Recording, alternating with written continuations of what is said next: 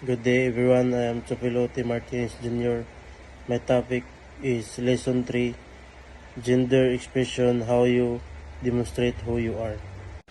Gender expressions is all about how you demonstrate gender through the ways you act, dress, behave, and interact.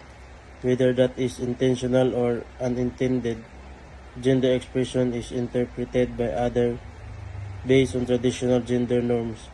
Gender expression is something that often changes from day to day, outfit to outfit, and event or setting to event or setting. GLAAD Media Reference Guide 2016 emphasized that the external manifestation of gender expressed through one's name, pronouns, clothing, haircut, behavior, voice, or body characteristics. Society identifies these cues as masculine and feminine, although what is considered masculine and feminine changes over time and varies by culture. Typically, transgender people seek to make their gender expression align with their gender identity rather than the sex they were assigned at birth.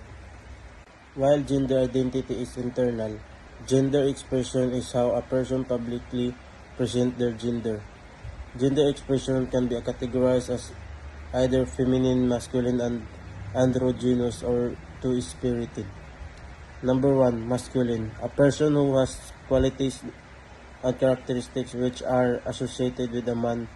Number 2, feminine. A person who has qualities and characteristics which are traditionally associated with a woman.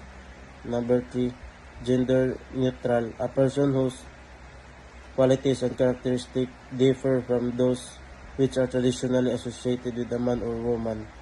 Number 4, androgynous. A person whose qualities and characteristics are combination of those traditionally associated with a man or woman. This can include behavior and outward appearance, such as how someone dresses, wears their hair, if they use makeup, their body language, and their voice. A person's chosen name and pronoun are also common ways of expressing gender. Someone may identify as a woman and dress in a traditionally feminine way, and another may identify as either a man nor a woman and playfully incorporate traditionally masculine and feminine elements in how they present. As you see above, we have 4 elements.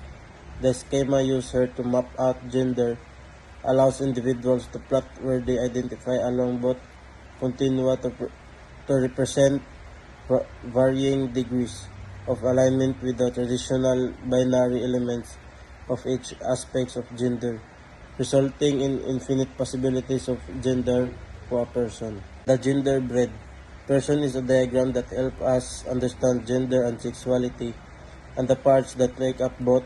This model is meant to accurately depict that complexity of how these concepts show up in our society. It is not a depiction of what dream society could be.